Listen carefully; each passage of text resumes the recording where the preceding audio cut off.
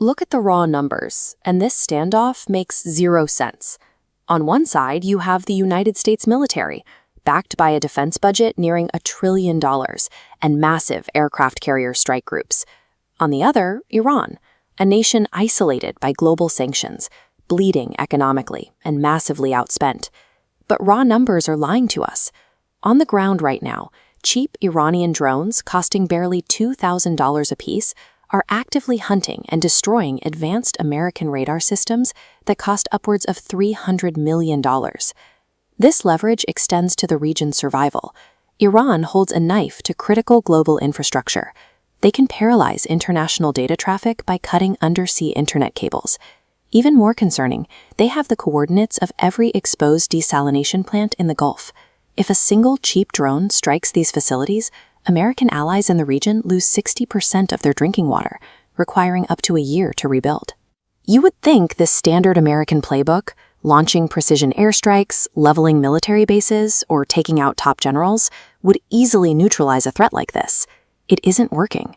The United States has spent billions dropping bombs, and Iran simply absorbs the hits and keeps firing. The United States is failing because it is treating Iran like a traditional military target. Iran hasn't built a traditional military. Over the last 70 years, they have meticulously engineered an asymmetric three-pillar fortress designed specifically to absorb American firepower and make the cost of victory absolutely ruinous. The first pillar of this fortress is purely geographic. Right at the edge of Iran sits the Strait of Hormuz. The navigable channel here is incredibly narrow, just a few kilometers wide, yet 20% of the world's oil supply has to pass through it. Iran doesn't even need to sink a fleet to control it. They just have to target one single commercial ship. When they do, global shipping insurance rates spike, companies refuse to sail, and oil stops moving. Stopping that oil triggers a cascade that threatens the structural foundation of the United States economy, a system set in motion back in 1974. This is the petrodollar cycle. The U.S. struck a deal with Gulf states. Sell oil exclusively in dollars, and our military will protect you. Those nations reinvest those dollars straight into U.S. Treasury bonds, creating a permanent global demand for the dollar. But when Iran closes that physical strait, the oil stops flowing out, dollars stop flowing in, and that immediate halt starves the entire recycling loop. Sitting on the Strait of Hormuz is a calculated financial hostage situation where Iran holds the survival of the US dollar directly in its crosshairs. The second pillar is tactical, built directly into the earth. Iran's western border is shielded by the Zagros Mountains. It's a massive natural wall that makes a traditional ground invasion almost impossible. Deep inside these peaks, Iran has carved out underground cities, hiding a vast network of missiles and drones.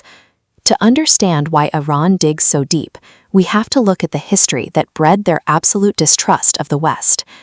In 1951, Iranian Prime Minister Mohammad Mossadegh nationalized his country's oil, taking the profits away from British corporations. In response, the CIA and British intelligence launched Operation Ajax, overthrowing Mossadegh and installing a Western-friendly monarch who would follow their rules. The Iranian public endured that foreign influence for decades, letting resentment build. In 1979, the pressure finally broke. Millions poured into the streets, expelled the US-backed Shah, completely severed ties with American influence, and established the Islamic Republic. But the cost of that independence was severe.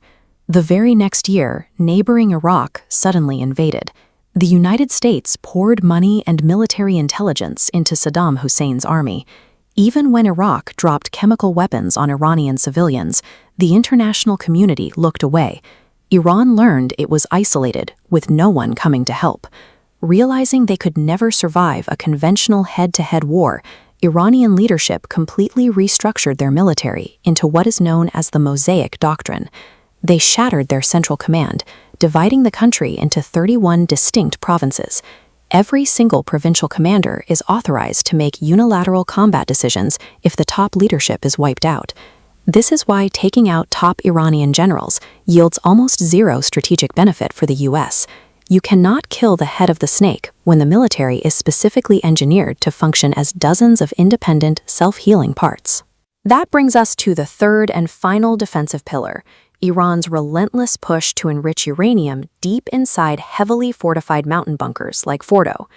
The deep irony here is that the United States actually jump-started this entire process. In 1957, through the Atoms for Peace program, the U.S. handed Iran their foundational nuclear technology, built research centers, and trained their scientists at MIT. Decades later, Iran watched very closely as the United States dismantled other regimes in the region. Saddam Hussein in Iraq was captured and executed. Muammar Gaddafi in Libya voluntarily surrendered his nuclear program to the West, only to be overthrown and killed shortly after.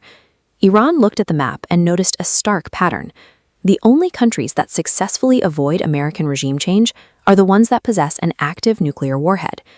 Even when Iran did attempt to compromise, signing the 2015 nuclear agreement and halting their high-level enrichment, it didn't last. 3 years later, a new American administration tore up the deal and slapped maximum pressure sanctions back onto the Iranian economy.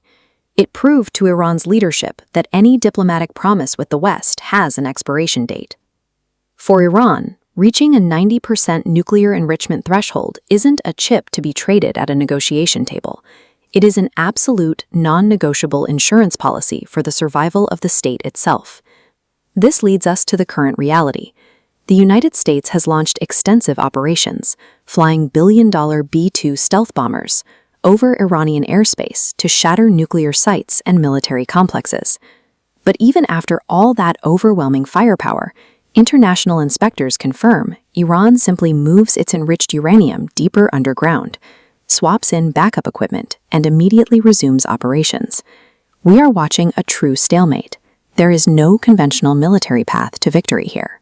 A limited strike campaign barely slows Iran down, and full regime change is mathematically impossible against a decentralized command structure backed by a massive, difficult terrain. And if the U.S. escalates to total war, the collateral damage immediately spirals out of control. We lose a massive chunk of global internet data. Allied nations in the Gulf lose their drinking water, and the petrodollar, the cornerstone of American economic power, faces total disruption. Pure military might is incredibly effective against standing armies and rigid governments, but it completely locks up against a threat born out of unchangeable geography, global economic leverage, and the unyielding blowback of 70 years of history. You can't just bomb a system like that into submission.